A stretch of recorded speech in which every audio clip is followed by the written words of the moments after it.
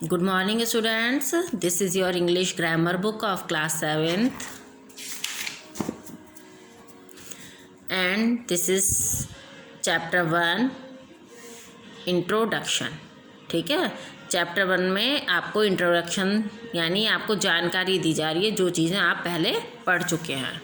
ठीक है, तो हम इसकी रीडिंग स्टार्ट करते हैं। फर्स्ट है ग्रामर। ग्रामर क्या है, व्याकरण क्या है। ठीक है, हिंदी में ग्रामर को क्या कहते हैं, व्याकरण। कि व्याकरण क्या है, वह विद्या या नियमों का संग्रह है जो हमें किसी भाषा का ठीक ठाक बोलना, पढ़ना और लिखना सिखाता है। भाई ग्रामर में क्या होता है, आपको हिंदी में अगर ग्रामर है, व्याकरण है कि कहाँ मात्रा लगेगी, प्रोनाउंसिएशन कैसे होगा, कॉमा कहाँ लगेगा, ये सब हमें ग्रामर होती है। तो वही विद्या या नियमों का संग्रह है जो हमें किसी भाषा का ठीक ठाक से बोलना, पढ़ना, लिखना सिखाता है। सेकेंड का आता है लैंग्वेज। लैंग्वेज मीन्स भाषा। मनुष्य जिस बोली द्वारा अपने विचारों को प्रस्तुत करता है वह बोली ही मनुष्य की भाषा कहलाती है। जैसे हिंदी, अंग्रेजी, उर्दू, पंजाबी। ठीक है, कुछ लोग हिंदी बोलते हैं, कुछ अंग्रेजी बोलते हैं, तो ये उनकी भाषा हो गई, उनकी लैंग्वेज हो गई। थर्ड नंबर पे आपका आता है अल्फ़ाबेट यानी वर्णमाला। अंग्रेजी भाषा में कुल 26 अक्षर होते हैं यानी 26। इन अक्षरों के समूह को अल्फ़ाबेट कहते हैं। अंग्रेजी वर्णमाला के 2 भाग होते हैं। ठीक है, ये जो हमारे 26 अल्फ़ाबेट्स हैं इनको 2 भागों में विभाजित किया गया है। फर्स्ट वॉवेल और सेकंड कॉन्सोनेंट। वॉवेल यानी स्वर और कॉन्सोनेंट यानी व्यंजन। अब वॉवेल क्या होते हैं, जो अक्षर बिना किसी दूसरे अक्षर की सहायता से बोले जाते हैं उन्हें वॉवेल यानी स्वर कहते हैं। जैसे AEIOU, ये 5 ही वॉवेल्स होते हैं। 26 अल्फ़ाबेट्स में केवल 5 वॉवेल होते हैं, बाकी जितने भी बचे वो सब कॉन्सोनेंट होते हैं। ये जो अक्षर दूसरे अक्षर की सहायता से बोले जाएं उन्हें कॉन्सोनेंट कहते हैं यानी व्यंजन कहते हैं। अंग्रेजी में 21 व्यंजन होते हैं, हिंदी में अलग होते हैं, इंग्लिश में अलग होते हैं। ठीक है, तो इंग्लिश में 5 तो आपके वॉवेल्स हो गए और 21 आपके कॉन्सोनेंट हो गए। जैसे BCD यानी इन 5 के अलावा जो भी बचे वो आपके सब कॉन्सोनेंट्स हो गए।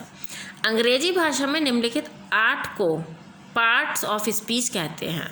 किस किस को, noun, pronoun, conjunction, verb, adverb, interjection, adjective और प्रपोजिशन। ये आपके क्या हैं, 8 पार्ट्स ऑफ स्पीच है। फिर आपका आता है सेंटेंस यानी वाक्य। सेंटेंस वह शब्द समूह है जिससे पूर्ण भाव व्यक्त हो। ठीक है, कोई सेंटेंस क्या है जिससे आपका पूरा भाव व्यक्त होगा, पूरा अर्थ उससे आपका स्पष्ट होगा। जैसे पहला है ओपन द डोर, दरवाज़ा खोलो, तो इससे आपको पूरा अर्थ आपका स्पष्ट हो गया कि दरवाज़ा खोलो। आई हेल्प यू, मैं तुम्हारी सहायता करूँगा, तो इससे भी आपका पूरा भाव स्पष्ट हो रहा है। आई हेल्प यू यानी मैंने तुम्हारी सहायता की। वाक्यों को 2 भागों में बांटा गया है, सब्जेक्ट में और प्रेडिकेट में। अब जो सेंटेंस होता है उसको भी 2 भागों में बांटा गया है, सब्जेक्ट में और प्रेडिकेट में। सब्जेक्ट मीन्स कर्ता और प्रेडिकेट मीन्स विधेय। अब देखते हैं सब्जेक्ट क्या है। काम करने वाला, अर्थात यह वाक्य में काम करता है। ठीक है, वाक्य में जो भी काम करने वाला होगा वो कर्ता कहलाएगा। जैसे फर्स्ट एग्जाम्पल देखिए, शी इज़ अ गर्ल, वह एक लड़की है।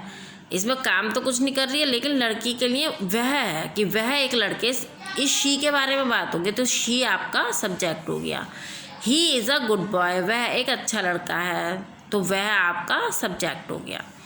अब प्रेडिकेट देखिए, वे शब्द जो कर्ता के बारे में जानकारी देते हैं उन्हें प्रेडिकेट कहते हैं।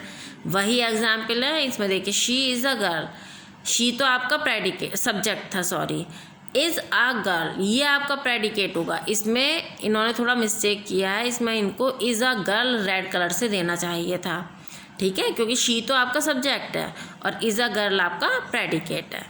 ऐसे इसमें देखिए सेकंड एग्जांपल में, he is a good boy, इसमें ही तो आपका सब्जेक्ट है और इज़ अ गुड बॉय आपका प्रेडिकेट है। ठीक है बेटा, तो ये फर्स्ट चैप्टर था आपका इंट्रोडक्शन, ये आपका हो गया इसकी रीडिंग। अब आपका इसमें आता है सेकंड चैप्टर, आता है आपका सेंटेंस ऑर्डर यानी आज्ञात्मक वाक्य। परिभाषा देखते हैं। शब्दों का वह समूह जिसका पूर्ण रूप से अर्थ स्पष्ट हो वह सेंटेंस कहलाता है।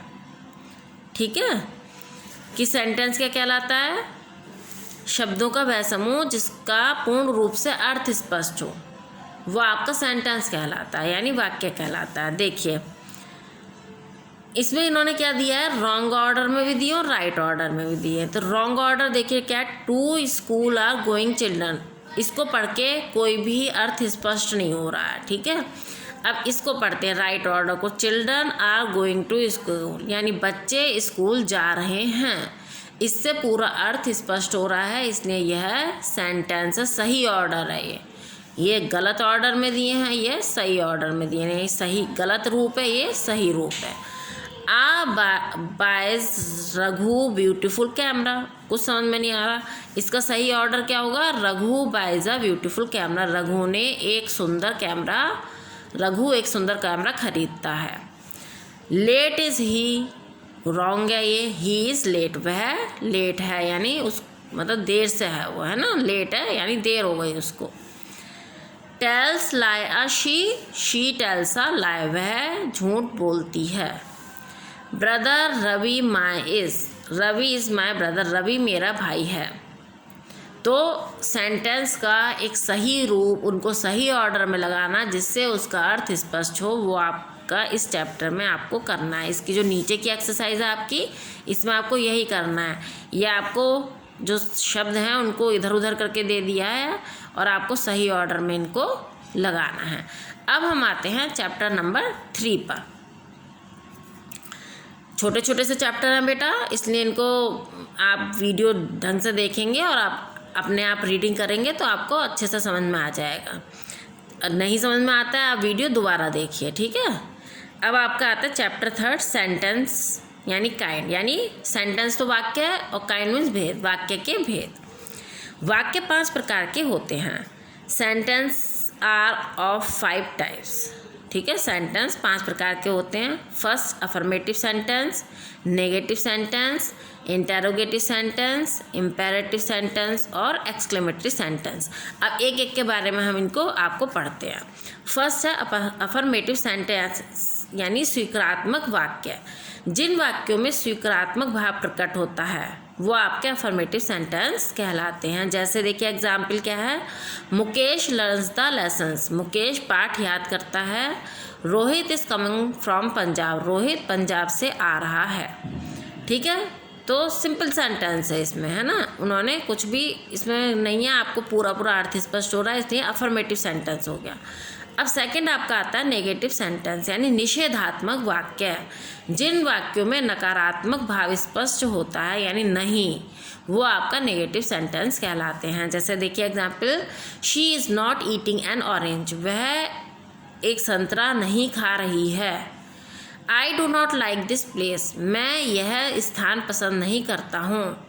तो डू नॉट आ गया, इसमें नॉट आ गया, तो जहाँ नॉट आ गया वहाँ आपका निषेधात्मक वाक्य हो गया यानी नेगेटिव सेंटेंस हो गया। थर्ड आपका आता है इंटेरोगेटिव सेंटेंस यानी प्रश्नवाचक वाक्य। इन वाक्यों में कोई प्रश्न पूछे जाने का बोध होता है, ठीक है, कोई भी प्रश्न आपसे पूछा जाएगा उसका बोध होता है। वेयर डू यू लिव, तुम कहाँ रहते हो। व्हाट आर यू डूइंग, तुम क्या कर रहे हो। तो क्वेश्चन पूछे गए कि तुम कहाँ रहते हो, तुम क्या कर रहे हो, तुम क्या खाते हो, ये सब आपके इंटेरोगेटिव सेंटेंस हो गए। फोर्थ आपका आता है इम्पेरेटिव सेंटेंस यानी आदेशात्मक वाक्य। ऐसे वाक्यों के द्वारा आज्ञा, विनती, सलाह, सुझाव आदि के भाव प्रकट होते हैं। जैसे एग्जाम्पल, गो देयर एनी वहाँ जाओ। ओपन द डोर, दरवाज़ा खोलो, तो आज्ञा दी जा रही है, या कोई सलाह भी हो सकती है, सुझाव भी हो सकता है, विनती भी करी जा सकती है। ऐसे वाक्य आपके इम्पेरेटिव सेंटेंस कहलाएंगे। फिफ्थ आपका आता है एक्सक्लेमेटरी सेंटेंस यानी विस्मयादिबोधक वाक्य। इन वाक्यों में हृदय की भावना या आश्चर्य प्रकट होते हैं, ठीक है। जैसे देखिए एग्जाम्पल से समझिए, what a beautiful girl she is, वह कितनी सुंदर लड़की है। तो उसको आश्चर्य, वो उस लड़की को इतनी सुंदर है कि उसको देखकर उसके मुंह से निकल गया व्हाट अ ब्यूटीफुल गर्ल। एला she died so young, alas यानी दुख प्रकट हो रहा है, ठीक है। वह सो यंग बहुत जवान थी, मतलब ख़त्म हो गई, कम उम्र में वह ख़त्म हो गई। तो बेटा ये आपके 3 चैप्टर्स की वीडियो हो गई है कंप्लीट। इसको आप देखिएगा सही से और सही से समझिएगा इसको।